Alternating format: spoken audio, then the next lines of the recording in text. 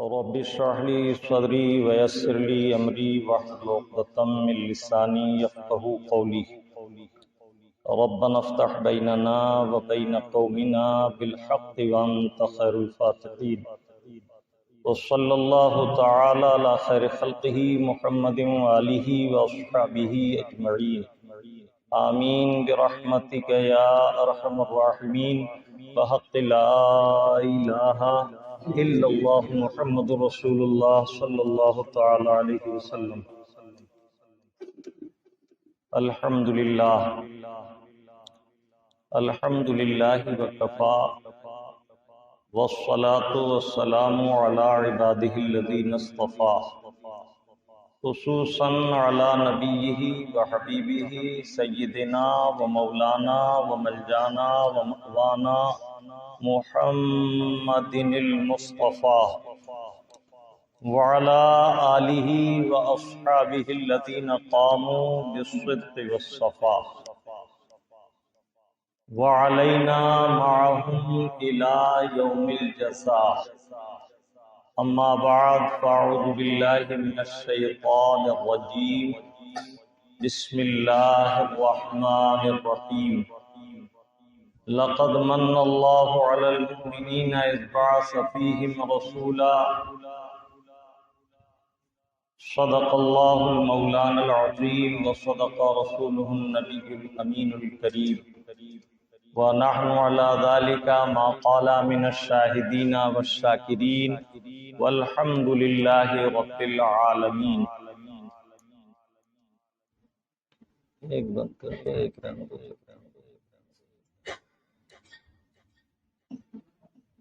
آئیے سب سے پہلے ہم اور آپ مل کر آقائے نامدار مدنی تاجدار سید ابرار و اخیار شہنشاہ ذی وقار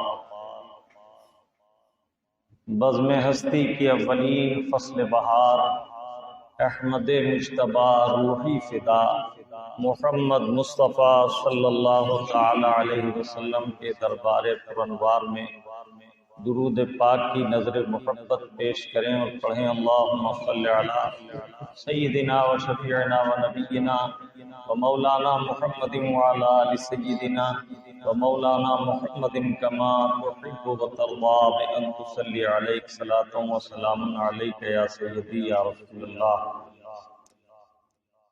انتہائی زندہ دلی کے ساتھ محبت کی تمام تر تمنائیوں کو سمیٹ کر ایک مرتبہ اور بآواز بلند درود پاک دہرائیں. صلی اللہ علی النبی النبی صلی اللہ علیہ وسلم صلاۃ و سلام علیک یا سیدی یا رسول اللہ وعلی آلک و اصحابک یا حبیب اللہ. تعالی اللہ ذات مصطفیٰ کا حسن لاسانی. تعالی اللہ ذات مصطفیٰ کا حسن لاسانی کہ یکجا جمع ہے جس میں تمام اوصاف امکانی. دعائے یونسی خلق خلیلی صبر ایوبی جلال موسوی جہد مسیحی حسن کنعانی. بہار آئی ہوئی آراستہ پھر بزم امکانی ہوا گلزار عالم پھر جواب باغ رضوانی. کہاں کا دشت و ایمن طور کیا برق و تجلی کیا یہ سب کچھ تھا جمال مصطفیٰ کی فرت و افشانی. بزم ہستی کے تاجدار آئے گلشن دہر کی بہار آئے. بزم ہستی کے تاجدار آئے گلشن دہر کی بہار آئے. جن کے دامن میں چھپ سکے دنیا وہ رسول کرم شعار آئے. درود پاک پھر دہرائیں. صلی اللہ علی النبی النبی صلی اللہ علیہ وسلم صلاۃ و سلام علیک یا سیدی یا رسول اللہ وعلی آلک و اصحابک یا حبیب اللہ. حضرت امام عسقلانی رحمت اللہ تعالی علیہ اور سیدی شاہ عبدالحق محدث دہلوی علیہ رحمت و رضوان نے ارشاد فرمایا کہ شب ولادت آقا نعمت صلی اللہ تعالی علیہ وسلم کی ولادت کی رات شب قدر سے افضل ہے۔ پھر انہوں نے اس کی وضاحت میں فرمایا کہ شب قدر اللہ کے حبیب صلی اللہ تعالی علیہ وسلم کو عطا کی گئی تو سرکار کی نسبت سے یہ مبارک رات اللہ رب العزت نے جو مبارک رات اپنے حبیب کو عطا فرمائی، سرکار کی نسبت سے وہ مبارک رات شب قدر کہلائی۔ 1000 مہینوں کی عبادت سے اس ایک رات کی عبادت افضل ہے۔ وہ فرماتے ہیں کہ جو رات حضور کو عطا فرمائی گئی سرکار کی نسبت سے وہ رات شب قدر ٹھہری، تو جس رات اللہ کے حبیب صلی اللہ تعالی علیہ وسلم اس خاکدان گیتی میں تشریف لائے وہ مبارک رات کیوں نہ شب قدر سے افضل ہو۔ پھر ارشاد فرماتے ہیں کہ قرآن کریم نے شب قدر کی افضلیت کی وجہ ملائکہ کے نزول کو بتایا کہ اس مبارک رات میں اللہ کی رحمت کے فرشتے کثرت سے نازل ہوتے ہیں۔ تو اللہ کے حبیب صلی اللہ تعالی علیہ وسلم کی ولادت باسعادت کے دن کثرت سے ملائکہ کا نزول ہوا، اور جب ملائکہ کے زمین پر اترنے کی وجہ سے شب قدر فضیلت و برکت والی رات ٹھہری، عظمت والی رات ٹھہری، تو جو دونوں عالم کے تاجدار، کائنات کے مختار اللہ کے حبیب صلی اللہ تعالی علیہ وسلم جس رات میں تشریف لائے وہ کیوں نہ شب قدر سے افضل۔ سبحان اللہ و بحمدہ سبحان اللہ العظیم۔ خطبہ مسنونہ کے بعد قرآن کریم فرقان حمید کی آیت مقدسہ تلاوت کرنے کا شرف حاصل کیا۔ لقد من اللہ علی المؤمنین اذ بعث فیہم رسولا منہم یتلو علیہم آیاتہ ویزکیہم ویعلمہم الکتاب والحکمہ۔ اللہ تعالیٰ عز و جل ارشاد فرما رہا ہے لقد من اللہ، یقینا اللہ تعالیٰ عز و جل نے بڑا احسان فرمایا مومنین پر۔ کسی بھی نعمت کو عطا کرنا احسان ہے۔ دنیا میں اللہ رب العزت نے اپنے بندوں کو بے شمار نعمتیں عطا فرمائیں۔ ہر نعمت ہے اور ہر نعمت کا احسان ہے، لیکن یہاں من اللہ فرمایا، یہ بہت عظیم نعمت کو من کہا جاتا ہے۔ اللہ تبارک و تعالی عز و جل اس آیت طیبہ کے آغاز میں فرماتا لقد من اللہ علی المؤمنین اذ بعث فیہم رسولا، تحقیق یقیناً اللہ تعالی عز و جل نے بڑا احسان فرمایا جب اپنے حبیب کو مومنین کے درمیان مبعوث فرمایا۔ لقد لام تاکید کے لیے اور قاف تحقیق کے لیے طریقہ الہیہ ہے کہ اللہ رب العالمین جب کوئی کلام فرماتا ہے اور اس کے منکرین موجود ہوتے ہیں تو اللہ تعالی عز و جل کلام کی تاکید کے ساتھ کلام کا نزول فرماتا ہے۔ اللہ کے حبیب صلی اللہ تعالی علیہ وسلم کے فضائل و محاسن اور ان کی عظمتوں میں بہت سے بلند مقامات وہ ہیں جن کے منکرین اہل زمانہ میں موجود تھے۔ کوئی سرکار کو نعمت عظمیٰ ماننے کے لیے تیار نہیں، کوئی اللہ کے حبیب کو اللہ کی عطا سے غیبداں ماننے کے لیے تیار نہیں۔ یہاں تک کہ بعض وہ تھے جو سرکار کی رسالت کے منکر تھے کہ کفار و مشرکین نے تو لستہ مرسلہ کہا۔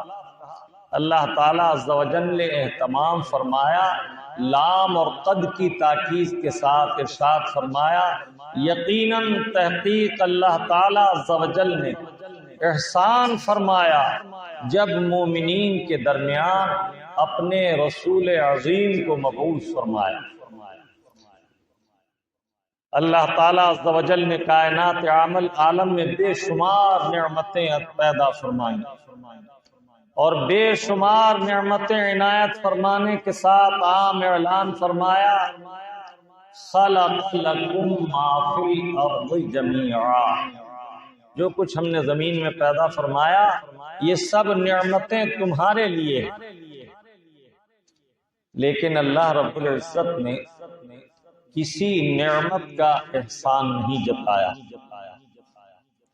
لیکن جب اپنے حبیب پاک صاحب الاولاد صلی اللہ تعالی علیہ وسلم کو دنیا میں مبعوث فرمایا تو ان کی تشریف آوری کا احسان ذکر فرمایا، احسان جتایا۔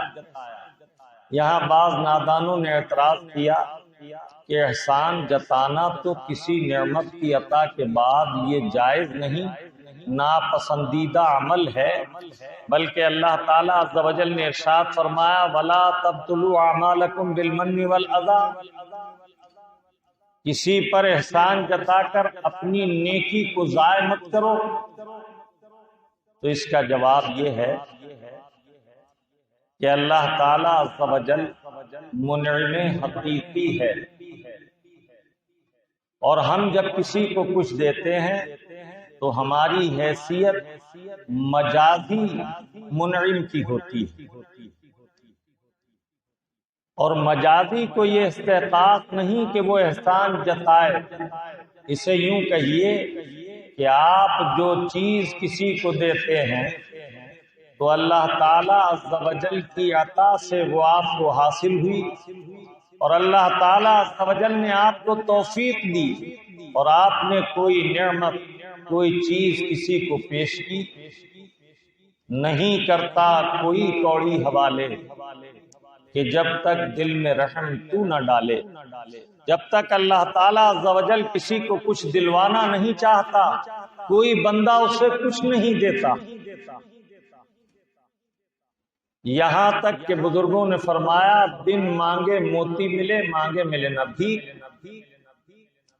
تو اللہ تعالیٰ عز و جل نے آپ پر نعمتوں کو اتارا اور آپ کو نعمتوں سے نوازا، اور آپ کے دل میں ڈالا کہ آپ کسی کو کچھ دیں، تو اصلاً حقیقتاً وہ نعمت تو اللہ تعالیٰ کی عطا ہے۔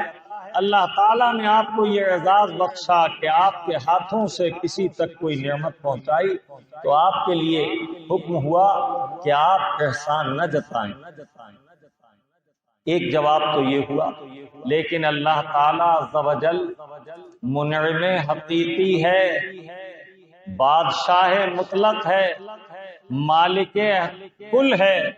اس نے اپنی نعمت بلا کسی عوض کے آپ کو عطا فرمائی، تو یہ نعمت الہیہ جو اللہ رب العزت نے آپ کو عطا فرمائی، اس نعمت عظمیٰ پر آپ احسان نہیں جتائیں، لیکن رب تعالیٰ عز و جل جب احسان جتاتا ہے تو وہ اس کا استحقاق رکھتا ہے کہ اس نے بغیر کسی عوض کے اپنے فضل خاص سے تمہیں نعمت عطا کی۔ دوسرا جواب یہ ہے کہ دنیا کی ہر نعمت فانی ہے، ختم ہو جانے والی ہے، تو اللہ تعالیٰ عز و جل نے جتنی دنیا کی نعمتیں عطا فرمائیں ان کسی فانی نعمت پر آپ پر احسان نہیں جتایا۔ دنیا کی ہر نعمت دنیا میں ختم ہو جائے گی، لیکن جس نعمت عظما کا رب تعالیٰ نے بندوں پر احسان جتایا وہ نعمت عظما ہے کہ وہ کبھی ختم ہونے والی نہیں۔ اللہ تعالیٰ عز و جل نے آپ کو آنکھ عطا کی، جب تک آپ کا جسم سلامت ہے، اللہ کی عطا سے زندگی ہے، تب تک آپ اس نعمت سے استفادہ کر رہے ہیں، اور جب موت طاری ہو جائے گی اور رب تعالیٰ اس کی بینائی لے لے گا تو اب یہ آنکھ آپ کا ساتھ چھوڑ دے گی۔ لیکن اللہ کا محبوب ایسی عظیم نعمت ہے کہ جب آپ کے جسم کے اعضاء بھی آپ کا ساتھ چھوڑ رہے ہوں گے، آپ کے مخالف ہو گئے ہوں گے، قرآن کریم میں صاف فرمایا اليوم نختم على افواههم وتكلمنا ايديهم وتشهد ارجلهم۔ ایک دن وہ ہوگا کہ تمہاری زبان روک دی جائے گی اور تمہارے اعمال پر تمہارے اعضاء جسم، تمہارے قدم اور تمہارے ہاتھ گواہی دیں گے جو کچھ اعمال تم نے کیے۔ معلوم ہوا کہ آپ نے زندگی بھر جسم کو کھلایا پلایا، اللہ کی عطا سے یہ نعمت حاصل تھی، لیکن جس دن ان کی ضرورت پیش آئی کہ یہ تمہاری کچھ حمایت کریں تو اس دن زبان روک دی گئی، اور تمہارے اعمال پر اگر ان سے گواہی طلب کی گئی تو یہ وہ سچی گواہی دیں گے جو کام کیے ہوں گے۔ لیکن اللہ کے حبیب ایسی عظیم الشان نعمت ہیں، ایسی عظیم نعمت ہیں کہ اللہ رب العزت نے جب تمہیں عطا فرما دیا تو دنیا میں ان کے ذریعے تمہیں ایمان ملا، قرآن ملا، رحمان ملا، ایقان ملا، وہ بیش بہا نعمتیں ملی کہ تم جنت کے مستحق ہو گئے۔ اور پھر یہ نعمت عظما فنا ہونے والی نہیں، قبر میں، حشر میں، ہر مقام پر میرے آقا صلی اللہ تعالی علیہ وسلم تمہاری دستگیری اور تم پر کرم فرمائی کریں گے۔ وہ ہر عالم کی رحمت ہیں، کسی عالم میں رہ جاتے، وہ ہر عالم کی رحمت ہیں، کسی عالم میں رہ جاتے، یہ ان کی مہربانی ہے کہ یہ عالم پسند آیا، بلکہ یوں کہیے وہ ہر عالم کی رحمت ہیں، وہ ہر عالم میں رہتے ہیں، وہ ہر عالم کی رحمت ہیں، وہ ہر عالم میں رہتے ہیں، بفیض رحمت للعالمین، رحمت ہی رحمت ہے۔ اللہ تبارک و تعالی نے یہ ایسی عظیم نعمت عطا کی کہ باپ بیٹے کو اور بیٹا باپ کو انتقال ہو جانے کے بعد قبر میں رکھ کر سینکڑوں من مٹی اپنی موجودگی میں قبر پر ڈال دیتا ہے، ڈلوا دیتا ہے، اور یہ قبر میں تنہا لیٹا ہوتا ہے۔ باپ کی بے شمار شفقتوں کے باوجود قبر کے کام باپ قبر میں نہیں آ رہا بیٹے کے کام، ایسا ہی بیٹا ہزاروں محبتوں کے باوجود قبر میں باپ کے کام نہیں آ رہا ہے، بلکہ جس وقت سب تنہا چھوڑ کر چلے تو ایک مومن کے لیے اللہ کے حبیب کی ذات ایسی عظیم نعمت اور رحمت ہے کہ میرے آقا کا جلوہ قبر میں دکھایا جائے گا۔ اعلیٰ حضرت امام اہل سنت فرماتے ہیں قبر میں لہرائیں گے تاحشم چشمے نور کے، قبر میں لہرائیں گے تاحشر چشمے نور کے، جلوہ فرما ہوگی جب طلعت رسول اللہ کی۔ تو میرے آقا قبر میں بھی کام آنے والے ہیں، حشر میں بھی کام آنے والے ہیں، اور میرے آقا میزان پر بھی کام آنے والے ہیں، پل صراط پر بھی کام آنے والے ہیں۔ تو دنیا کی بے شمار نعمتیں ہیں، لیکن یہ تمام نعمتیں دنیا ہی میں فنا ہو جانے والی ہیں، اور اللہ کے محبوب وہ عظیم نعمت ہیں کہ یہ تمہارے لیے اس عالم میں بھی رحمت ہیں اور اس عالم میں بھی رحمت ہیں، یہاں بھی کام آنے والے ہیں، وہاں بھی کام آنے والے ہیں۔ اس لیے اللہ رب العالمین نے کسی اور نعمت کا احسان نہیں جتایا، بلکہ اس نعمت کبریٰ، اس نعمت عظمیٰ اپنے حبیب پاک صاحب لولاک صلی اللہ تعالی علیہ وسلم کو جب ہمیں عطا فرمایا، ہمارے درمیان مبعوث فرمایا، تو ارشاد فرمایا لقد من اللہ علی المؤمنین اذ بعث فیہم رسولا، یقیناً اللہ تعالی عز و جل نے احسان فرمایا ہے مومنین پر، ان کے درمیان عظیم الشان رسول کو مبعوث فرما کر۔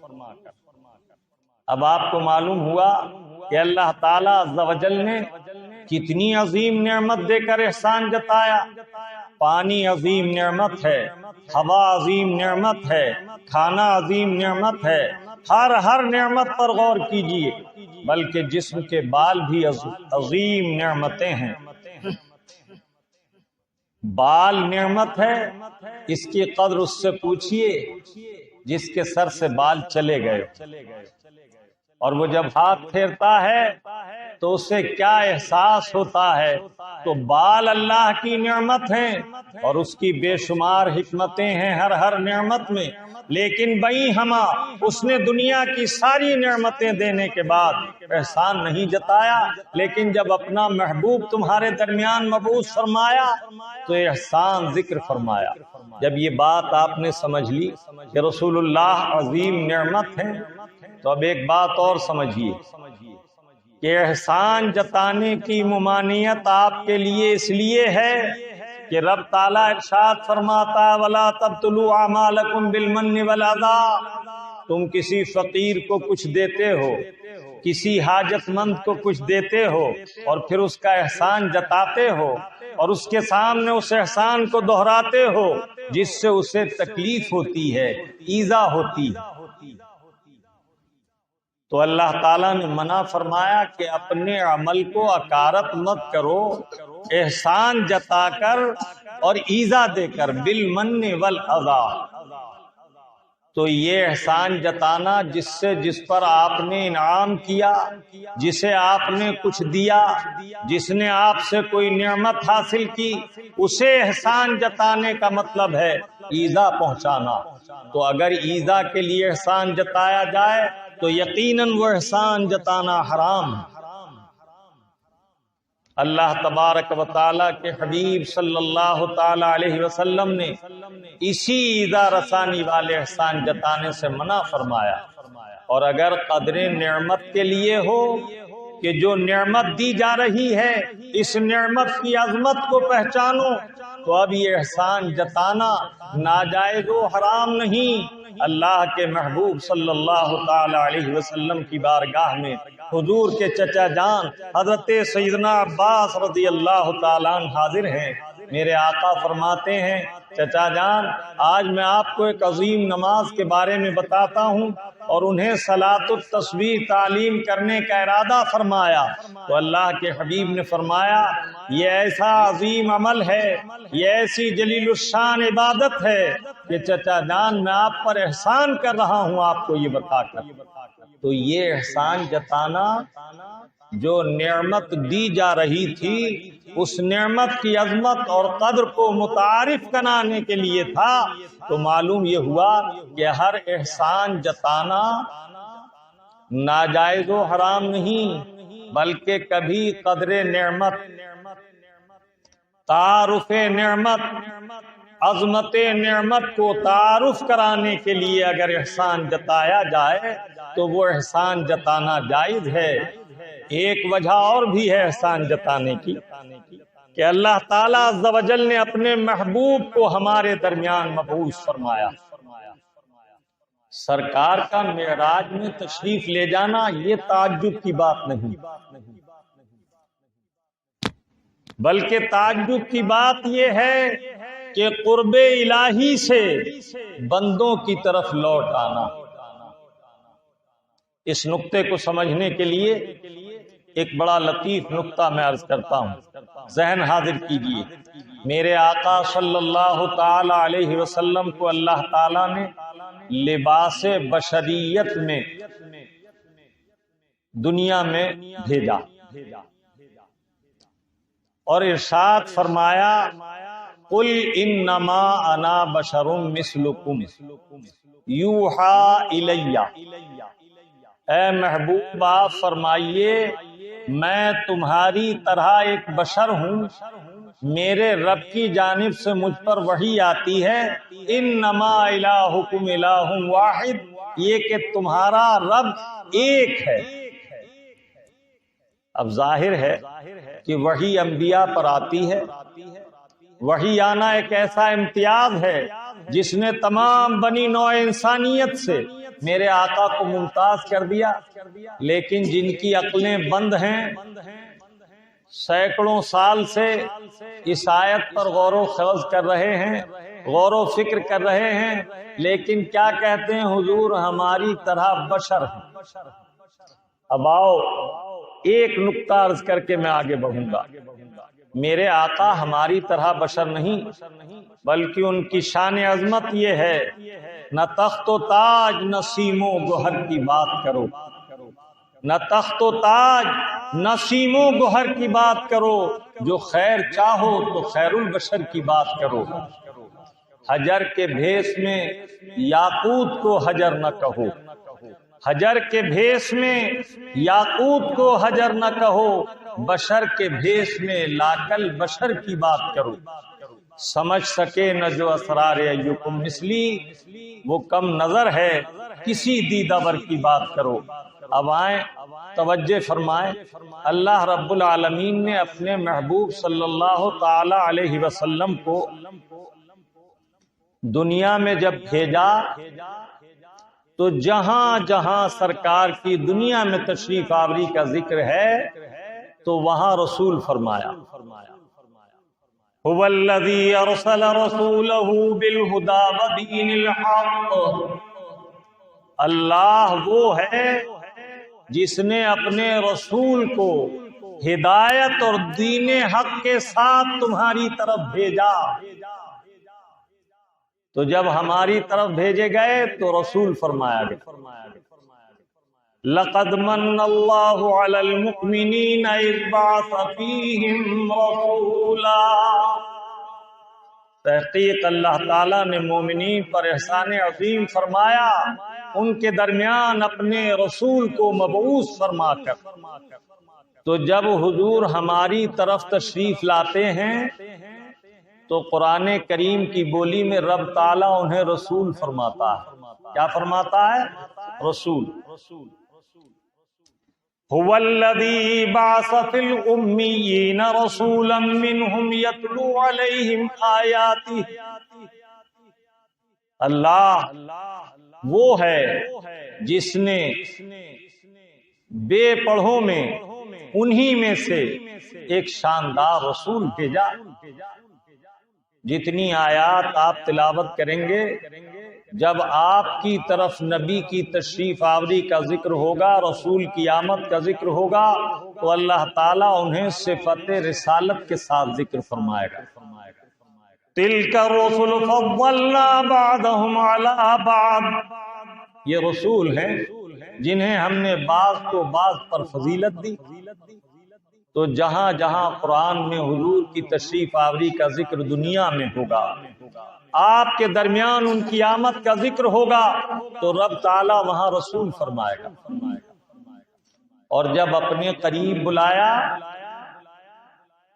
ذہن حاضر رکھیے، جب اپنے قرب خاص میں بلایا تو کیا ارشاد فرمایا؟ سبحان الذی اسری بعبدہ لیلا من المسجد الحرام، پاک ہے وہ ذات جو لے گئی اپنے بندے کو راتوں رات۔ تو جب اپنے قرب خاص میں بلایا تو کیا فرمایا؟ بندہ۔ ان دیو کے بندوں سے کوئی معلوم کرے کہ تم برسوں سے نبی کی بشریت کو نہ سمجھ سکے، قرآن کریم سمجھا رہا ہے۔ خود نبی کا اوصاف سے متصف ہونا، حضور کو اللہ تعالیٰ عز و جل نے بے شمار اوصاف عطا فرمائے۔ نبوت ایک وصف ہے، رسالت ایک وصف ہے، نورانیت ایک وصف ہے، بشریت ایک وصف ہے۔ اللہ تعالیٰ عز و جل نے بہت اوصاف عطا فرمائے، لیکن خیال کیجئے اور توجہ کیجئے، اللہ کے نبی میں ایک ہے وصف نبوت اور ایک ہے وصف عبدیت، ایک ہے وصف رسالت، ایک ہے وصف عبدیت۔ خود نبی کی عبدیت اس کے وصف نبوت سے اعلیٰ، نبی کی عبدیت، نبی کی بشریت اس کی وصف رسالت سے اعلیٰ۔ کیوں؟ اس لیے کہ رسول چاہتا ہے اللہ کے قرب خاص سے مخلوق کی طرف آنا، اور عبدیت چاہتی ہے بندوں کے درمیان سے اپنے مولا کے قرب خاص میں جانا۔ اسی لیے جب اللہ تعالیٰ نے دنیا میں رسولوں کو بھیجا تو ان کی رسالت کا ذکر فرمایا، اور جب اپنے قرب خاص میں میرے آقا کو بلایا تو ان کی عبدیت کا ذکر فرمایا۔ اب ذرا ٹھہر کر سوچو، جس نبی کا وصف عبدیت اتنا بلند ہو کہ ان کے وصف رسالت سے بھی افضل ہو، تو اس وصف عبدیت کو بشریت سے تعبیر کر کے اپنی طرح کہنا کیسی حماقت ہے۔ درود پاک صلی اللہ علی النبی الامی والہ صلی اللہ علیہ وسلم، صلاۃ و سلام علیک یا سیدی یا رسول اللہ وعلی آلک و اصحابک یا حبیب اللہ۔ آج کا مبارک دن ربیع النور شریف کی 12ویں شب ہے، دونوں عالم کے آقا و مولا، شب اسرا کے دولہا، رحمت للعالمین، شفیع المذنبین، انیس الغریبین، جان عالمین، جناب محمد رسول اللہ صلی اللہ تعالی علیہ وسلم کی تشریف آوری 12 ربیع الاول شریف کو ہوئی۔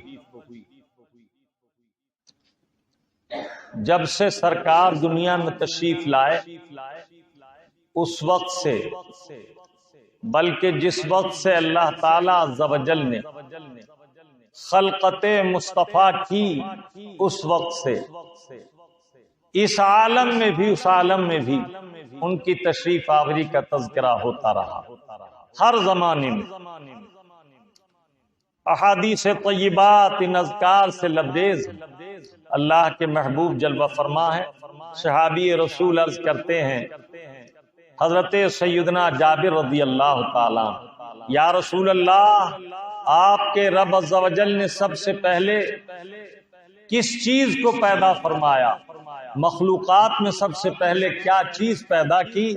تو اللہ کے حبیب صلی اللہ تعالی علیہ وسلم نے ارشاد فرمایا، یا جابر اول ما خلق اللہ نوری، اے جابر، تیرے رب عز و جل نے جو چیز سب سے پہلے پیدا کی وہ تیرے حبیب کا نور، میرا نور ہے۔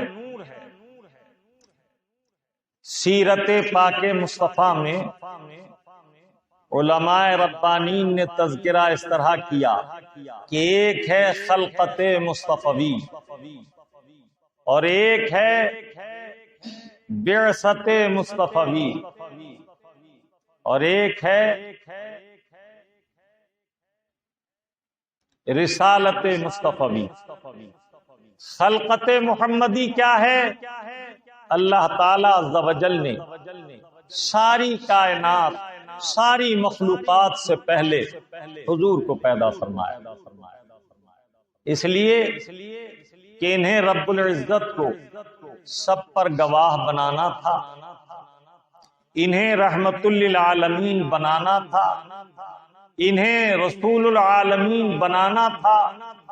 تو ساری مخلوقات میں سب سے زیادہ عظمت اور سب سے زیادہ رفعت اپنے اس محبوب کو عطا کرنی تھی، تو ساری مخلوقات سے پہلے اللہ رب العزت نے اپنے حبیب پاک کے نور کو پیدا فرمایا۔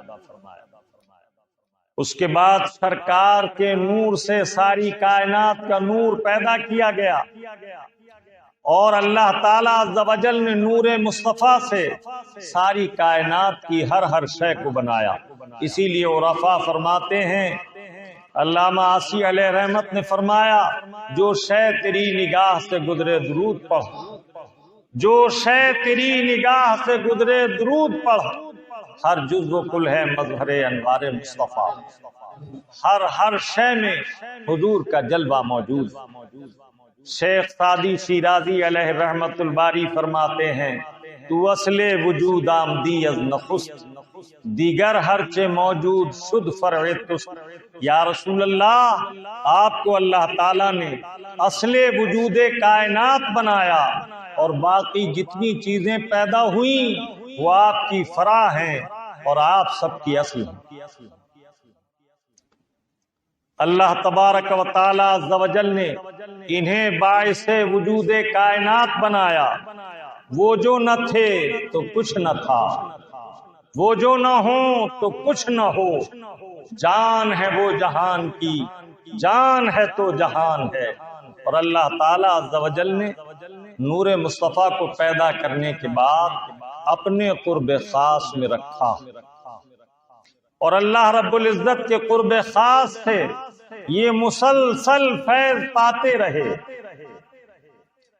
اللہ کے حبیب صلی اللہ تعالی علیہ وسلم کی بارگاہ میں جبرائیل امین حاضر ہیں۔ سرکار معلوم فرماتے ہیں، جبرائیل بتاؤ تمہاری عمر کتنی ہے؟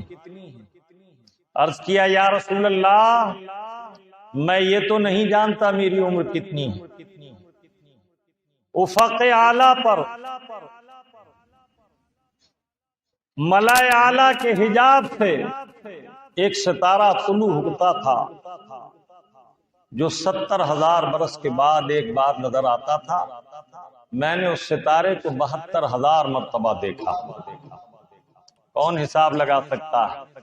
میرے آقا صلی اللہ تعالی علیہ وسلم نے فرمایا، والذی نفسی بیدی یا جبرائیل انا ذالک الکوکب، اس ذات کی قسم جس کے قبضہ قدرت میں میری جان ہے، اے جبرائیل وہ ستارہ میں ہی تھا۔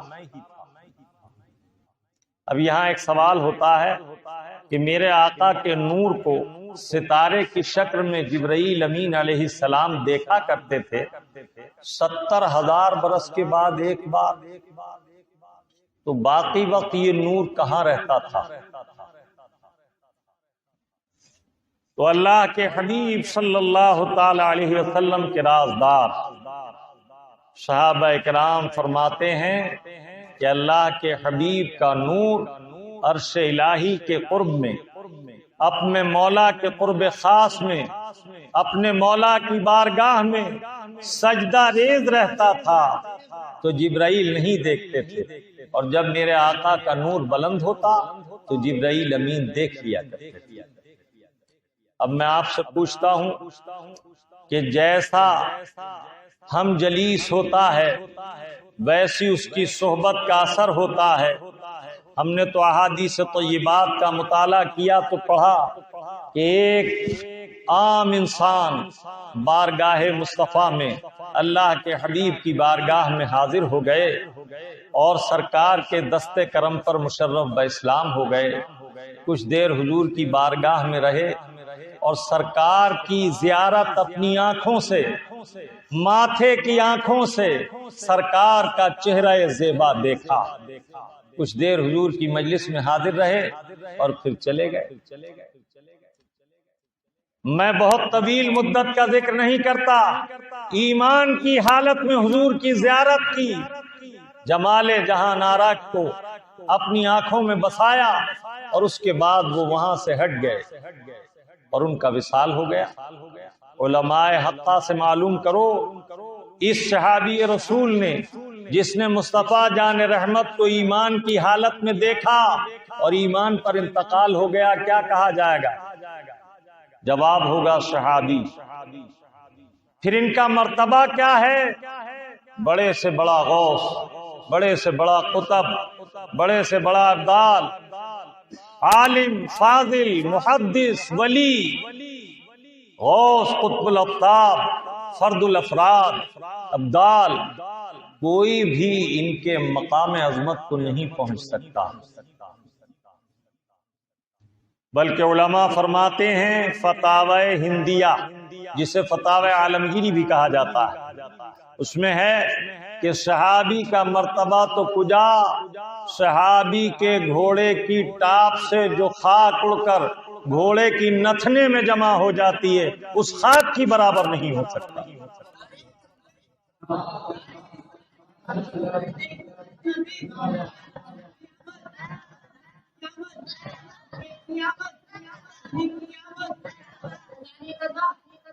اللہ رب العزت کے حبیب صلی اللہ تعالی علیہ وسلم کے دیدار سے انہیں یہ شرف حاصل ہوا کہ بڑے سے بڑا ولی ان کے منصب کو نہیں پہنچ سکتا۔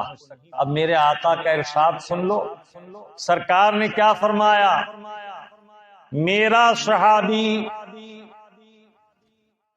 نصف سا جو خیرات کر دے اور غیر صحابی پہاڑ کی برابر سونا خیرات کرے تو میری صحابی کے اجر کی برابر اجر نہیں پا سکتا۔ آج لوگوں نے بڑی بے احتیاطیاں شروع کر رکھی ہیں اور یہ ادب ختم ہو گیا کہ کس کی شان میں ہم کیا بکواس کر رہے ہیں۔ بعض لوگ حضرت سیدنا امیر معاویہ رضی اللہ تعالیٰ عنہ کی شان میں زبان تان دراز کرتے ہیں اور بہت کچھ بک جاتے ہیں۔ صحابی کا مرتبہ بہت بلند ہے۔ اللہ رب العزت نے قرآن کریم میں فرمایا رضی اللہ عنہم ورضوا عنہ، تمام صحابہ سے ہم راضی ہیں اور وہ سب ہم سے راضی ہیں۔ کلن وعد اللہ الحسنى، اللہ تعالیٰ نے ان سب سے جنت کا وعدہ فرما لیا ہے، تو ان کا مرتبہ بہت بلند ہے۔ میں عرض کر رہا تھا کہ سرکار کی زیارت کرنے والے کو جس نے تھوڑی دیر صحبت نصیب ہوئی، تھوڑی دیر، اسے اللہ تعالیٰ نے اتنا مرتبہ عطا کر دیا، اتنا بڑا مقام عطا کر دیا۔ تو صحبت کا فیض عام ہے، جیسا صاحب صحبت ہوگا ویسا فیض حاصل ہوگا۔ شاعر کی قربت میں بیٹھنے والا شاعر بن جاتا، عالموں فاضلوں کی مجلسوں میں بیٹھنے والے ہزاروں مسائل کے عالم ہو جاتے ہیں، ہزاروں مسائل انہیں یاد ہو جاتے ہیں۔ اسی طرح جو جس طرح کی صحبت اختیار کرتا ہے اس پر اس کا اثر ضرور ہوتا ہے۔ کالا لوہا، ٹھنڈا لوہا گرم آگ کی صحبت میں رہ کر سرخ رنگ ہو جاتا ہے، آگ جیسی حرارت پیدا ہو جاتی ہے، آگ جیسا کام کرنے لگتا ہے۔ اب ذرا سوچو کہ اللہ کے حبیب اپنے رب کے قرب خاص میں کتنی طویل مدت رہے، اللہ تعالیٰ عز و جل کا فیض کس درجہ ان کی ذات میں اثر انداز ہوا ہوگا۔ یہی وجہ ہے کہ میرے آقا و مولا صلی اللہ تعالی علیہ وسلم ممتنع النظیر ہیں، ان جیسا نہ کوئی ہے، نہ ہوا ہے، نہ ہوگا۔ اللہ تبارک و تعالی نے اپنے حبیب کو بے مثل و بے مثال بنایا، اور اس لیے رب تعالیٰ نے اپنے حبیب کو مبعوث فرمانے کے بعد احسان ذکر فرمایا کہ حبیب محبوب دینا تو بڑی بات، دکھائے بھی نہیں جاتی، اور رب تعالیٰ نے یہ احسان فرمایا کہ اپنا محبوب خاص مومنین کے درمیان مبعوث فرمایا۔ عام لوگوں کے لیے قرآن کریم کا مطالعہ کرنے والے جانتے ہیں کہ خلقا پیدا کیا، جعلا بنایا، لیکن جب انبیاء و مرسلین کا ذکر ہوتا ہے تو تمہارا رب عز و جل ان کے لیے ایک خاص لفظ استعمال فرماتا ہے۔ استعمال سے مراد میری یہ نہیں، اللہ تعالیٰ کی ذات استعمال سے پاک ہے۔ گویا قرآن کریم میں اس کا ورود اور اس کا ذکر اس طرح ہوتا ہے کہ بعثت کا لفظ استعمال ہوتا ہے، بعثت کا لفظ لایا جاتا ہے۔ تو بعثت غیر نبی یا غیر رسول کے لیے نہیں بولا جا سکتا، تو اللہ رب العالمین نے اپنے حبیب پاک صلی اللہ تعالی علیہ وسلم کو ہمارے درمیان بھیجا اور ہماری ہدایت کے لیے انہیں عالمین کے لیے رحمت بنا کر بھیجا۔ ارشاد فرمایا وما ارسلناک الا رحمۃ للعالمین، جس کے لیے اللہ رب ہے اس کے لیے محبوب پاک صلی اللہ تعالی علیہ وسلم رحمت۔ اللہ سارے عالمین کا رب ہے تو حضور سارے عالمین کے لیے رحمت، اور چونکہ یہ رحمت کا ذکر رسالت کے ساتھ ہوا تو جس طرح رسالت حضور کی عام ہے ایسا ہی حضور کی رحمت بھی عام ہے۔ میرے آقا صلی اللہ تعالی علیہ وسلم نے خود ارشاد فرمایا کان النبی یبعث الی قومہ خاصۃ وبعثت الی الخلق عامہ، ہر نبی و رسول کسی خاص خطے کے لیے نبوت و رسالت دے کر بھیجے گئے، لیکن مجھے میرے رب عز و جل نے سارے عالمین کے لیے رسول بنا کر بھیجا۔ جس طرح حضور رسول العالمین ہیں ایسے ہی رحمت للعالمین بھی ہیں۔ اللہ رب العالمین نے بے شمار فضائل و محاسن، فضل و کمال، جود و نوال اپنے محبوب پاک صلی اللہ تعالی علیہ وسلم کو عطا فرمائے۔ امام اہل سنت، امام عشق و محبت اعلی حضرت عظیم البرکت نے کیا خوب فرمایا، وہ کمال حسن حضور ہے کہ گمان نقص جہاں نہیں، وہ کمال حسن حضور ہے کہ گمان نقص جہاں نہیں، یہی پھول خار سے دور ہے، یہی شمع ہے کہ دھواں نہیں۔ اللہ رب العزت نے اپنے محبوب کی تشریف آوری کا ذکر قرآن کریم میں جگہ جگہ فرمایا۔ تمام انبیاء و مرسلین نے اپنے اپنے زمانے میں حضور کی تشریف آوری کا ڈنکا بجایا، اور ہر نبی و رسول نے پیارے آقا صلی اللہ تعالی علیہ وسلم کا کلمہ طیبہ پڑھا، لا الہ الا اللہ محمد رسول اللہ۔ اور کیوں نہ ہو کہ اللہ رب العزت نے تمام انبیاء و مرسلین سے میثاق لیا، عہد و پیمان لیا، اور پہلے ہی دنیا میں بھیجنے سے پہلے یہ عہد لے لیا تھا کہ جب ہم تمہیں دنیا میں بھیجیں، نبوت و رسالت عطا کر دیں، اور اس کے بعد ہم اپنے آخری نبی احمد مجتبی محمد رسول اللہ صلی اللہ تعالی علیہ وسلم کو مبعوث فرمائیں تو تم ان کی نصرت و حمایت کرنا، ان پر ایمان لانا۔ پھر اللہ تعالیٰ عز و جل نے یہ جو معاملہ میں ذکر کر رہا ہوں اس کا عہد کس شان سے لیا، قرآن کریم میں اللہ رب العزت خود اسے ذکر فرما رہا ہے۔ وَإِذْ أَخَذَ اللَّهُ مِيثَاقَ النَّبِيِّينَ لَمَا آتَيْتُكُم مِّن كِتَابٍ وَحِكْمَةٍ ثُمَّ جَاءَكُمْ رَسُولٌ مُّصَدِّقٌ لِّمَا مَعَكُمْ لَتُؤْمِنُنَّ بِهِ وَلَتَنصُرُنَّ۔ اللہ تعالیٰ عز و جل نے ان سے عہد لیا کہ جب ہم تمہیں نبوت و رسالت دے کر دنیا میں بھیجیں اور اس کے بعد تمہارے پاس ہمارا آخری رسول آئے اور وہ اس کی تصدیق کرے کہ جو کچھ تم لے کر آئے ہو، تو کیا تم عہد کرتے ہو کہ تم ان پر ایمان لاؤ گے، ان کی نصرت و حمایت کرو گے اور ان کے ساتھ معاونت کرو گے؟ پھر اللہ تعالیٰ عز و جل نے ان سے فرمایا قال اقررتم قالوا اقررنا، کیا تم اقرار کرتے ہو؟ تمام انبیاء و مرسلین کی ارواح نے اقرار کیا۔ پھر اللہ تعالیٰ نے ارشاد فرمایا فاشہدوا، ایک دوسرے پر گواہ ہو جاؤ، وانا معکم من الشاہدین، اور تم سب کی گواہی پر میری گواہی کا بھاری ذمہ۔ اللہ رب العزت نے گویا عالم میثاق میں، عالم بالا میں اپنے حبیب کا میلاد انبیاء کرام کی مجلس میں فرمایا، اور پھر تمام انبیاء و مرسلین حضور کی تشریف آوری کا ذکر اپنے اپنے زمانے میں کرتے رہے۔ تو گویا یہ مبارک عمل حضور کی ولادت باسعادت کا تذکرہ کرنا حضور کے احوال و قوائف بیان کرنا، سرکار کی سیرت مبارک کا ذکر کرنا باعث خیر و برکت ہے، سنت الہیہ ہے، سنت انبیاء ہے، سنت مومنین ہے، طریقہ صحابہ اکرام ہے، اور یہ سلف صالحین سے آج تک چلا رہا۔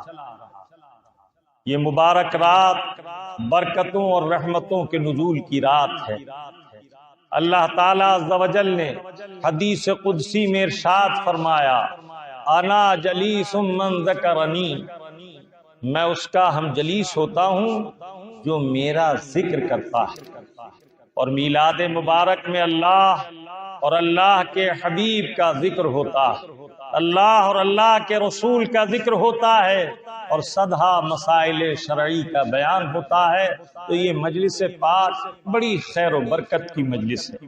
اسی طرح ایک حدیث طیبہ میں آقا نعمت صلی اللہ تعالی علیہ وسلم کے تعلق سے حضرت سیدنا انس رضی اللہ تعالیٰ عنہ فرماتے ہیں کہ صحابہ اکرام رضوان اللہ علیہم اجمعین حضرت کعب احبار رضی اللہ تعالیٰ عنہ کے پاس جاتے اور عرض کرتے کہ حضرت کعب، ہمیں آپ حضور کی تشریف آوری اور حضور کے دنیا میں تشریف لانے سے پہلے کے واقعات جو توریت میں اللہ تعالیٰ نے ذکر فرمائے، حضور کی وہ نعتیں سنائیے۔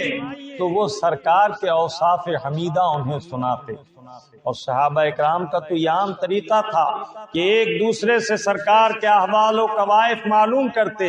ایک روز حضرت برا ابن عازب رضی اللہ تعالیٰ عنہ بیٹھے ہیں، ایک صحابی حاضر بارگاہ ہوئے۔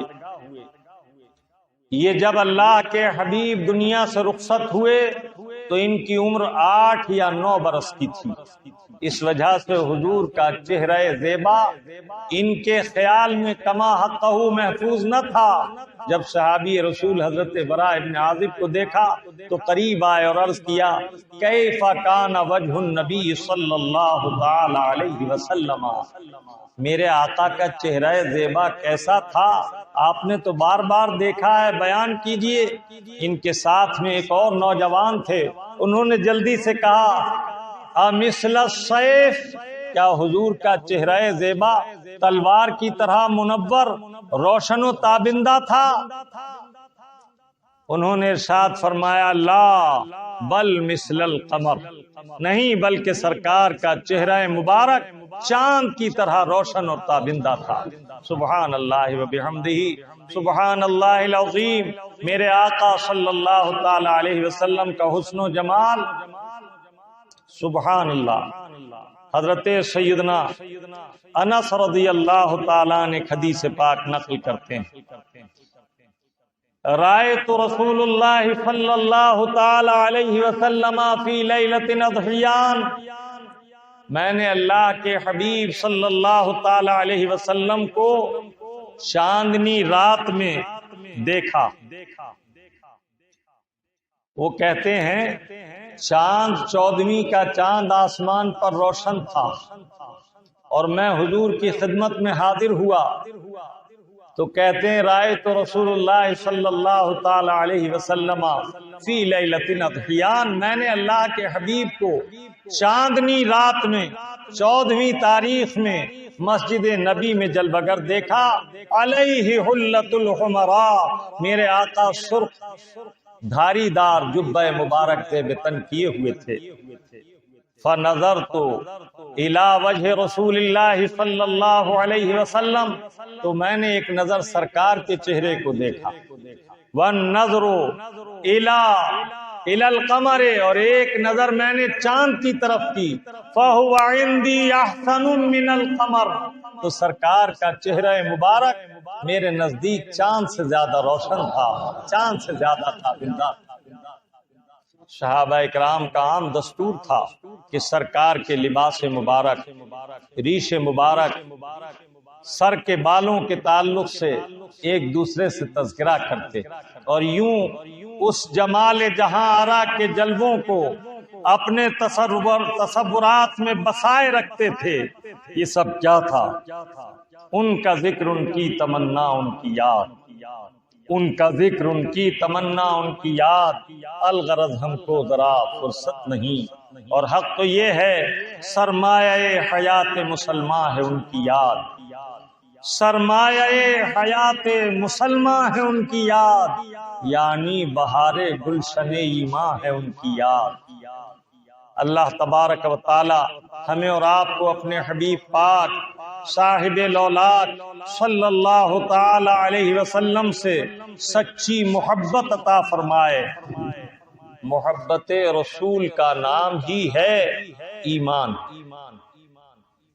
ایک حدیث طیبہ میں جسے بخاری و مسلم نے روایت کیا، اللہ کے حبیب صلی اللہ تعالی علیہ وسلم فرماتے ہیں، لا یؤمن احدکم حتی اکون احب الیہ من والدہ وولدہ والناس اجمعین۔ تم میں سے کوئی اس وقت تک مومن کامل نہیں ہو سکتا جب تک اس کے نزدیک میں اس کے ماں باپ، اس کی اولاد، اس کے عزیز و اقارب، بلکہ تمام جہان کے لوگوں سے زیادہ محبوب نہ ہو جاؤں۔ ایک اور حدیث طیبہ میں فرمایا، الا لا ایمان لمن لا محبت لہ، خبردار اس کا ایمان نہیں جس کے دل میں میری محبت نہیں۔ اللہ کے پیارے حبیب صلی اللہ تعالی علیہ وسلم نے ارشاد فرمایا، علموا اولادکم محبت الرسول، اپنی اولاد کو رسول صلی اللہ تعالی علیہ وسلم کی محبت سکھاؤ، ان کے دلوں میں سرکار کی محبت کو بساؤ۔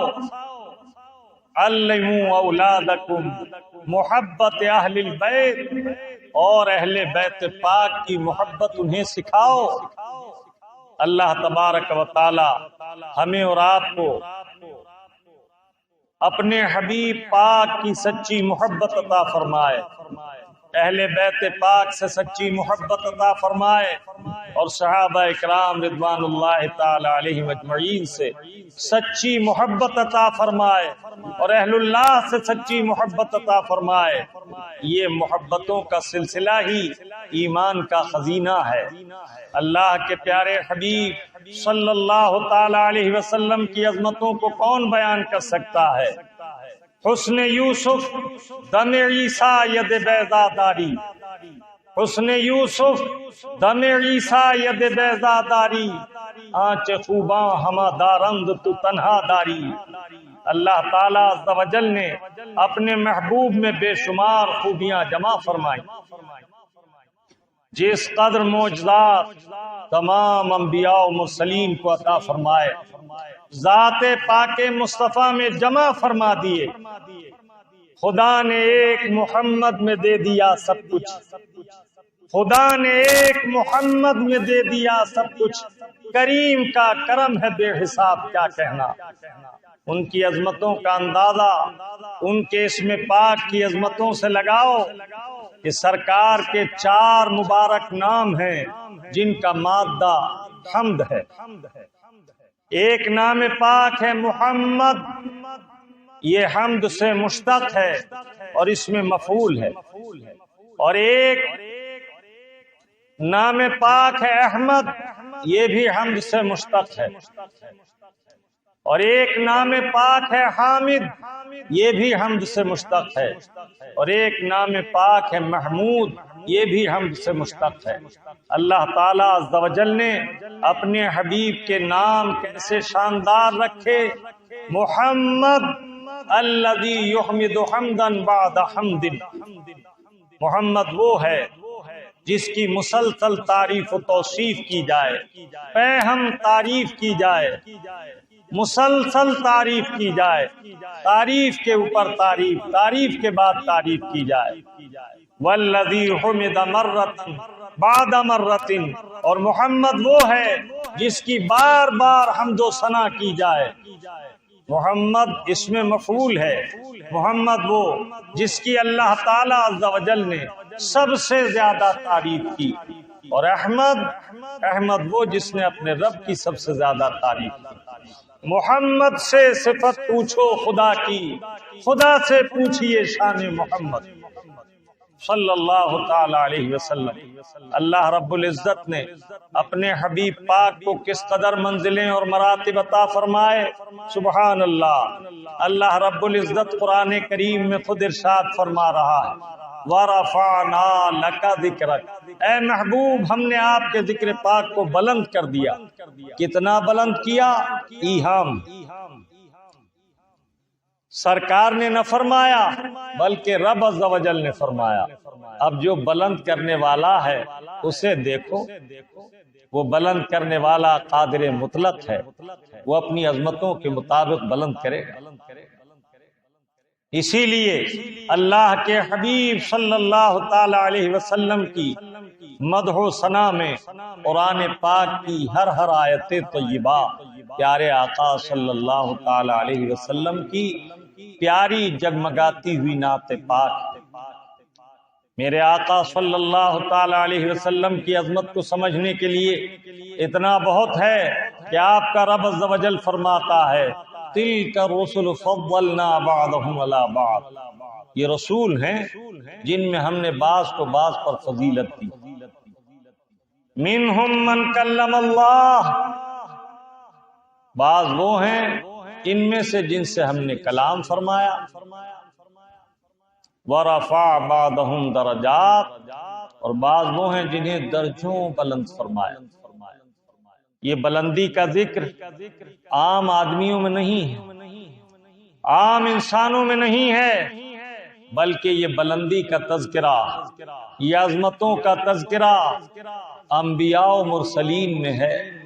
رب تعالیٰ عز و جل فرماتا تلک الرسل، یہ رسول ہیں۔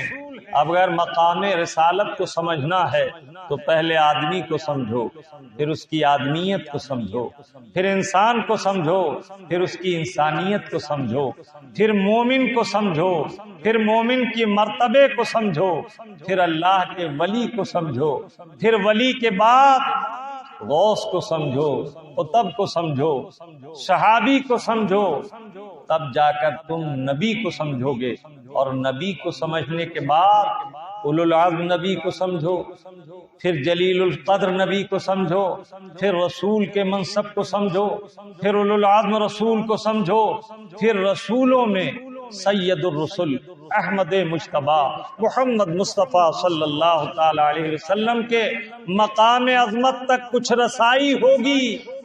جبھی تو امام اہل سنت عظیم البرکت علیہ رحمت نے فرمایا، خلق سے اولیاء، اولیاء سے رسول، خلق سے اولیاء، اولیاء سے رسول، اور رسولوں سے اعلیٰ ہمارا۔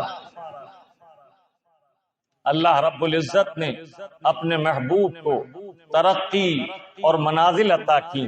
قرآن کریم کی کوئی آیت دیکھی، ہر منصب میں بے شمار حکمتیں ہیں۔ قرآن کریم میں اللہ رب العزت نے اپنے محبوب کو شاہد فرمایا۔ شاہد کے معنی گواہ کے ہیں۔ کل قیامت میں میرے آقا ہم سب پر بھی گواہ ہوں گے، امم سابقہ پر بھی گواہ ہوں گے۔ اس لفظ شاہد کی تفسیر میں نے ایک عظیم جلوہ دیکھا۔ حضرت سیدنا صاحب روح المعانی اس آیت پاک کی تفسیر کرتے ہوئے، اور علامہ اسماعیل حقی علیہ رحمت نے بھی تفسیر روح البیان میں سے نقل فرمایا، فرماتے ہیں لما کان اول مخلوق خلقہ اللہ تعالی۔ ابھی آپ نے سنا کہ اللہ کے حبیب نے فرمایا اللہ تعالیٰ نے سب سے پہلے میرے نور کو پیدا فرمایا۔ تو عارف باللہ حضرت علامہ اسماعیل حقی علیہ رحمت فرماتے ہیں لما کان اول مخلوق خلقہ اللہ تعالی شاہد بوحدانیت الحق۔ جانتے ہو سب سے پہلے انہیں پیدا کرنے میں راز کیا تھا؟ ان کی خلقت کی اولیت کا راز کیا تھا؟ فرماتے ہیں جب اللہ تعالیٰ عز و جل نے ساری مخلوقات سے پہلے اپنے حبیب کو پیدا فرمایا، حضور کے نور کو پیدا فرمایا، تو نور مصطفیٰ نے اللہ تعالیٰ کی وحدانیت کا مشاہدہ کیا۔ ایک ہے واحد کو دیکھنا، ایک ہے وحدانیت کو دیکھنا۔ جب کچھ پیدا نہ ہوا تھا اور حضور تھے اور حضور کے سوا ان کا رب تھا، تو حضور نے سب سے پہلے اپنے رب کی وحدانیت کا مشاہدہ کیا۔ ان کا رب تھا، رب کے سوا کچھ نہ تھا۔ اب اللہ تعالیٰ عز و جل نے تخلیقات کا سلسلہ شروع فرمایا۔ اب جو چیز پیدا ہوتی جا رہی ہے مصطفیٰ دیکھتے جا رہے، اسی کو صاحب روح المعانی اور صاحب روح البیان نے اس طرح ذکر کیا، شاہد بوحدانیت الحق وشاہد بما اخرج من العدم الى الوجود من الارواح والاجسام والاجساد والمعادن والاحرکان۔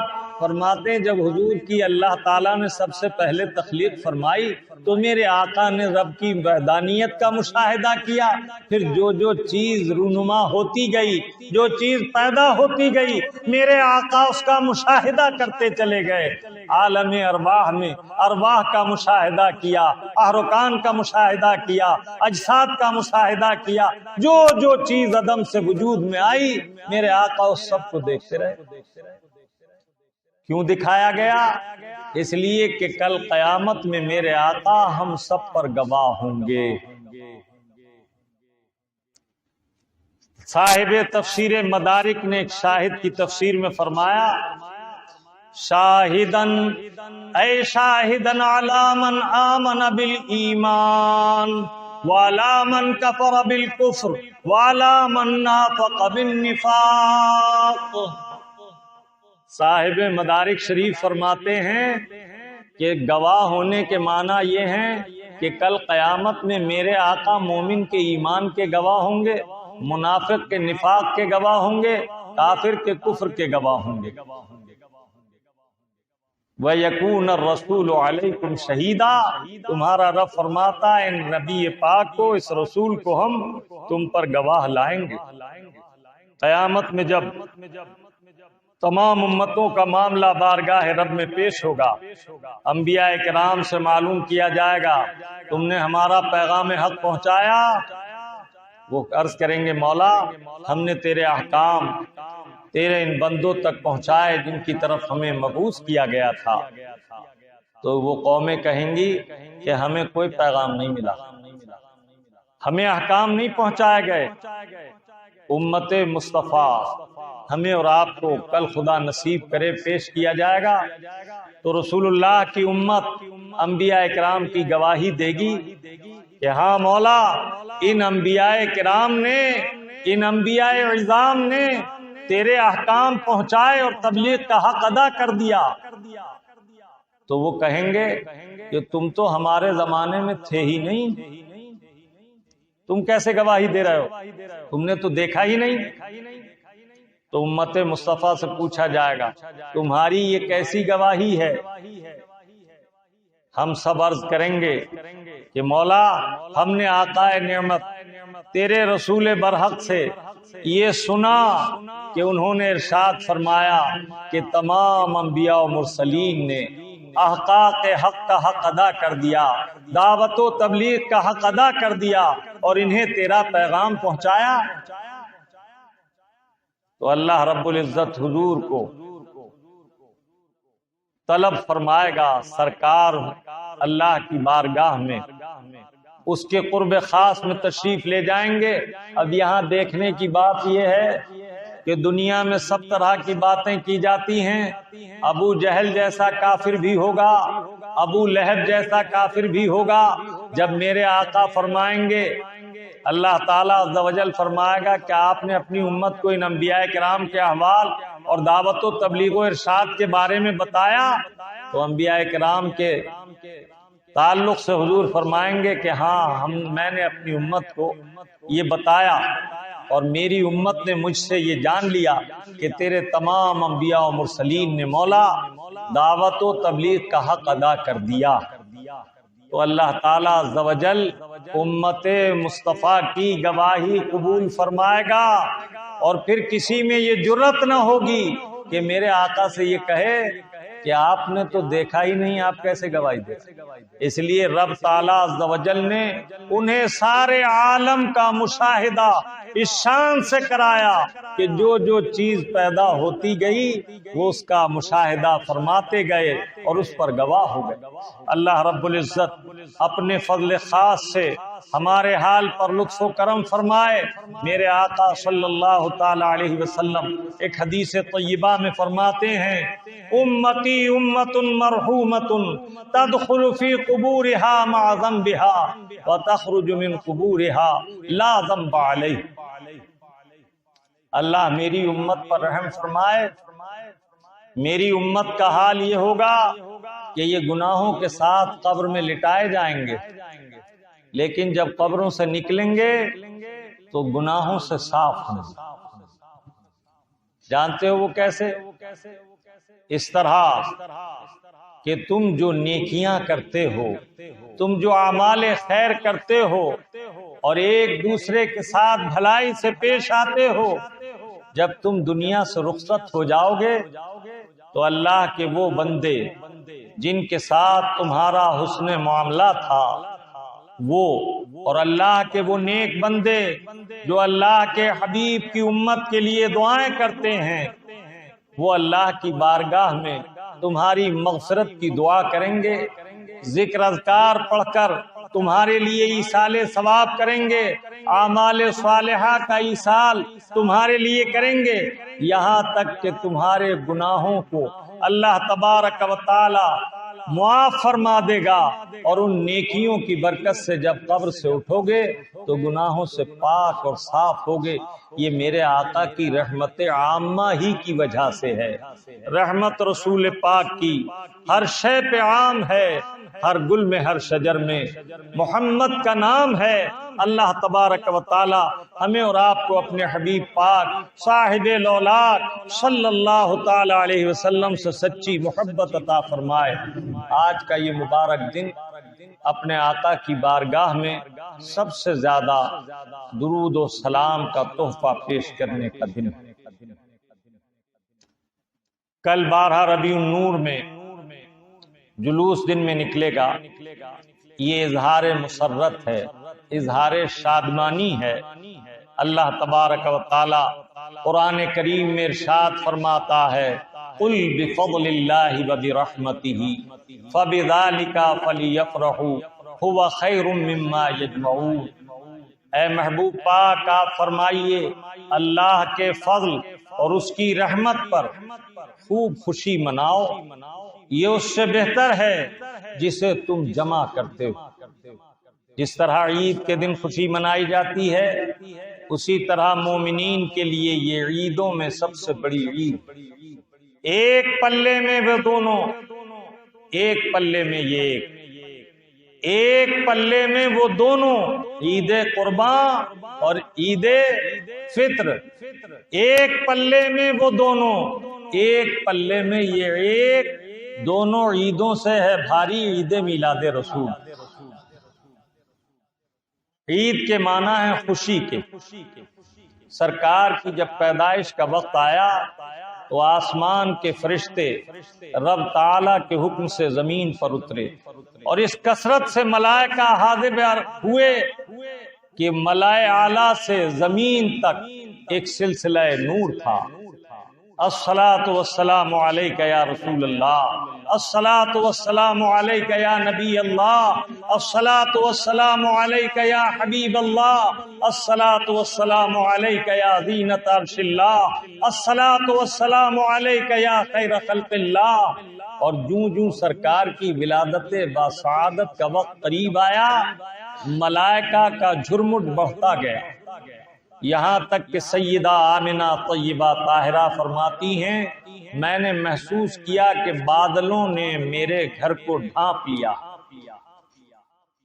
اور فرشتے جب ولادت کا وقت قریب آیا تو عرض کرتے تھے اظہر یا سید المرسلین، اظہر یا امام النبیین، اظہر یا طٰہٰ و یاسین، اظہر یا رحمت للعالمین، اظہر یا سرور العالمین، ظاہر ہو جائیے اے سارے عالم کی رحمت، ظاہر ہو جائیے اے سارے عالمین کی خوشی، ظاہر ہو جائیے اے سارے اماموں کے امام، ظاہر ہو جائیے اے نبیوں کے امام، ظاہر ہو جائیے اے رسولوں کے سردار۔ اس طرح فرشتوں کی جانب سے صدائیں آ رہی تھیں۔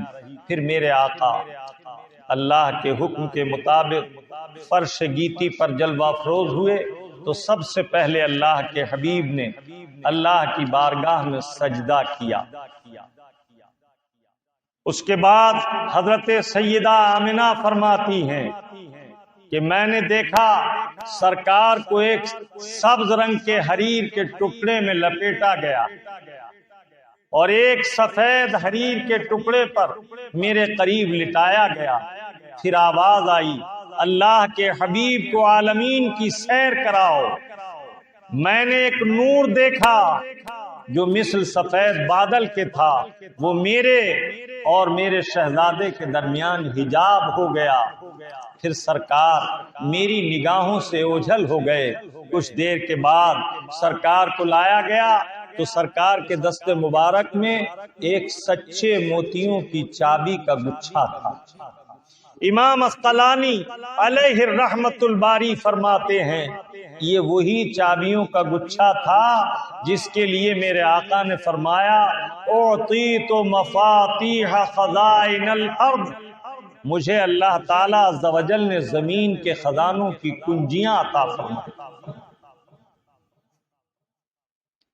اللہ تعالیٰ عز و جل نے اپنے محبوب کو دونوں جہان کے خزانوں کی کنجیاں عطا کی۔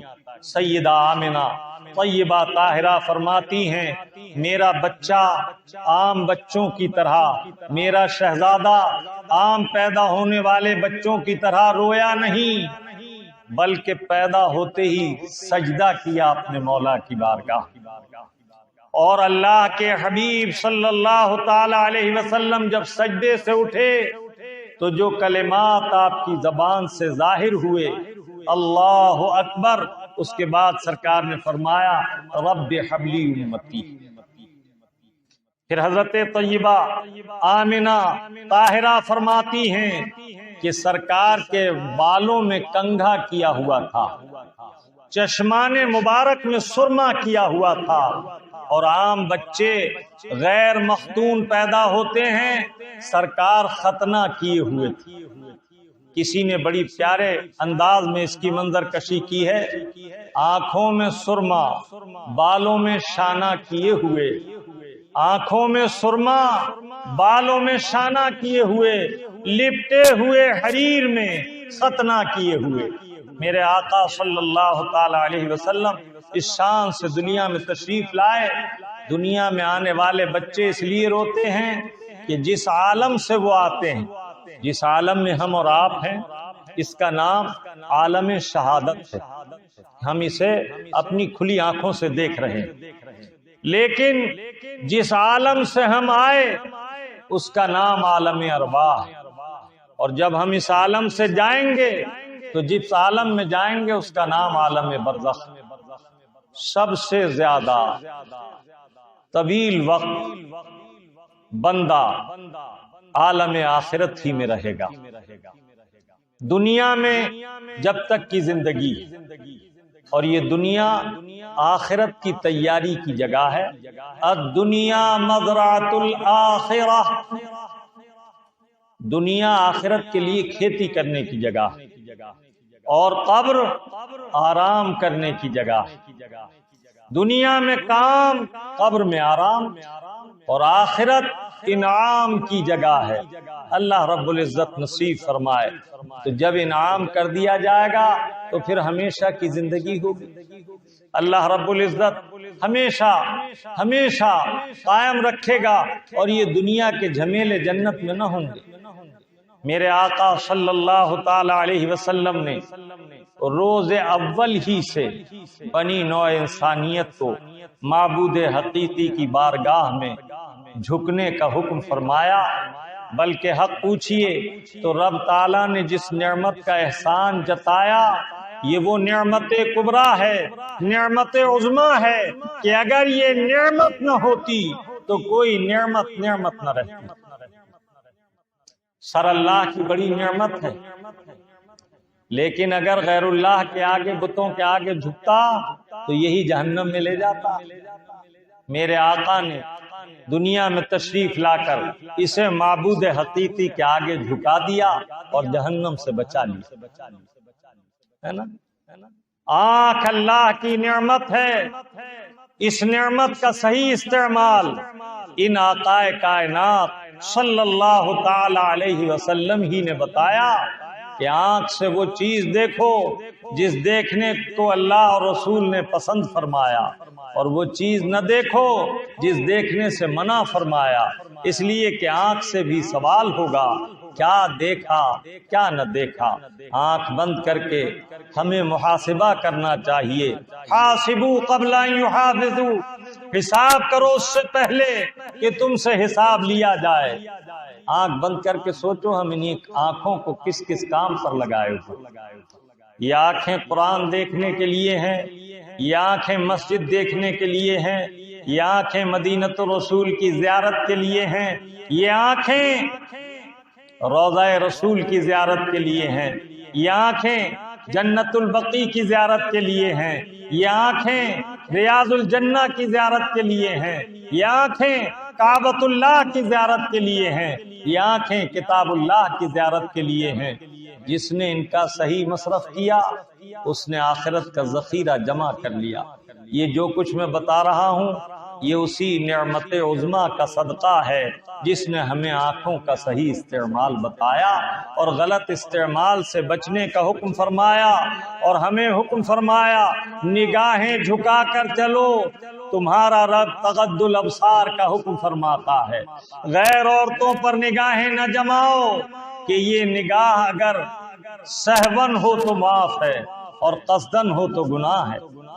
اسی طرح کان کا استعمال، اسی طرح اعضاء و جوارح کا استعمال، ہر عضو کی علیحدہ علیحدہ نیکیاں ہیں، اور میرے آقا نے ہر عضو کی نیکیوں کی تفصیل ہمیں بتائی۔ سچ تو یہ ہے کہ یہ وہ عظیم نعمت ہیں کہ انہوں نے ہماری ہر زحمت کو رحمت سے بدل دیا، اور اللہ کی تمام نعمتوں کو حقیقی معنی میں نعمت کا فیضان پانے کا ذریعہ ہمیں بتا دیا۔ سبحان اللہ و بحمدہ، سبحان اللہ العظیم۔ میرے آقا جس وقت دنیا میں تشریف لائے رات جا رہی تھی، دن آ رہا تھا، تڑکے کا وقت تھا۔ علماء محتاطین اور علماء حقہ فرماتے ہیں کہ یہ وقت دعا کی قبولیت کا وقت ہے۔ ہر دن سوتے ہو، آج رات کو اپنے آقا کی بارگاہ میں درود و سلام کے لیے جس قدر ممکن ہو ایک گوشے میں گھر کے بیٹھ کے سرکار کے لیے درود پاک پڑھو۔ میرے آقا فرماتے ہیں ان اول الناس بی یوم القیامت اکثرهم علی الصلاۃ، سب سے زیادہ قیامت میں میرے قریب وہ ہوگا جو مجھ پر کثرت سے درود پڑھتا ہے۔ پیارے آقا کی نعتیں سنو، بغیر موسیقی کے، بغیر ڈھول کے، بغیر میوزک کے۔ ڈی جے اور میوزک پر نعت ہائے پاک مصطفیٰ تو کجا، اگر کوئی موسیقی کے ساتھ ڈی جے پر قرآن کریم بھی پڑھتا یا سنتا ہے تو حرام ہے، اشد حرام۔ کیوں؟ اس لیے کہ یہ تو کئی حرام کا اجتماع ہو گیا۔ پہلی بات تو یہ کہ قرآن کریم واجب التعظیم ہے، یہ اس کی تعظیم کے خلاف ہے کہ ڈھول تاشے کی آوازوں کے ساتھ اس کی آواز ملائی جائے۔ اسی طرح موسیقی کی اور آوازیں، اللہ کے حبیب صلی اللہ تعالی علیہ وسلم کی نعت سنو بغیر موسیقی، بلکہ میں تو یہ کہتا ہوں کہ بعض ہمارے بھائی موبائل پر نعت پاک لگا لیتے ہیں. جب کوئی شخص انہیں فون کرتا ہے تو نعت شریف شروع ہو جاتی ہے بجائے الارم کے، گھنٹی نہیں آتی. میں نے آج تک اپنے موبائل پر گھنٹی کی جگہ نعت شریف نہیں لگائی. اب میں یہ بتاؤں گا کیوں. ایک گھنٹی چلی ہے جو گھر کے دروازے پر لگتی ہے، آپ نے بٹن دبایا، اس سے اذان کی آواز آتی ہے. اللہ اکبر اللہ اکبر. یہ گھنٹی بھی نہیں لگانی چاہیے. کیوں؟ اذان دعوت ہے نماز کی. اذان اس لیے نہیں کہ تمہیں وہ یہ اطلاع دے کہ تمہارے دروازے پر کوئی آنے والا آیا ہے، ذرا اسے دیکھو. اذان سے یہ طلب استخدام ہے، خدمت طلب کرنا. سمجھ میں آئی بات؟ اس لیے اس سے بچو. اسی طرح نعت پاک مصطفیٰ دل کی سیاہی کو دور کرنے کے لیے، دل کو سیقل کرنے کے لیے، دل میں نورانیت پیدا کرنے کے لیے سنی جاتی ہے. یہ نعت پاک اس لیے نہیں کہ کوئی تمہیں فون کرے تو نعت شریف شروع ہو جائے تو گویا تم نعت پاک مصطفیٰ سے یہ خدمت لے رہے ہو کہ وہ تمہیں اطلاع دے رہی ہے کہ کوئی صاحب آپ سے بات کرنا چاہتے ہیں، ان سے بات کر لو. تو یہ طلب استخدام ہوا، نعت پاک اس کام کے لیے نہیں. بلکہ ایک اور برائی یہاں یہ آئی کہ ادھر تو نعت پاک کی آواز آنی شروع ہوئی، ادھر آپ نے اسے بند کر کے اب وہ بات کی جو دنیا کی بات تھی. تو دین کی بات کو منقطع کیا اور دنیا کی طرف آئے، اعلیٰ کو چھوڑا ادنا میں منہمک ہوئے. تو زیادہ احتیاط کی بات یہ ہے کہ دین کے کاموں کو دین کی منزل میں رکھو اور دنیا کے کاموں کو دین کے طریقوں سے کرو، نہ یہ کہ دین کی ان چیزوں کو، جیسے کچھ لوگ آیت قرآن لگا لیتے ہیں، ربنا آتنا فی الدنیا حسنہ وفی الآخرۃ حسنہ وقنا عذاب النار. اب ہم نے فون کیا، بیل جانے کے بجائے ادھر سے یہ آواز آنے لگی، قرآن کی آیت پڑھی جانے لگی.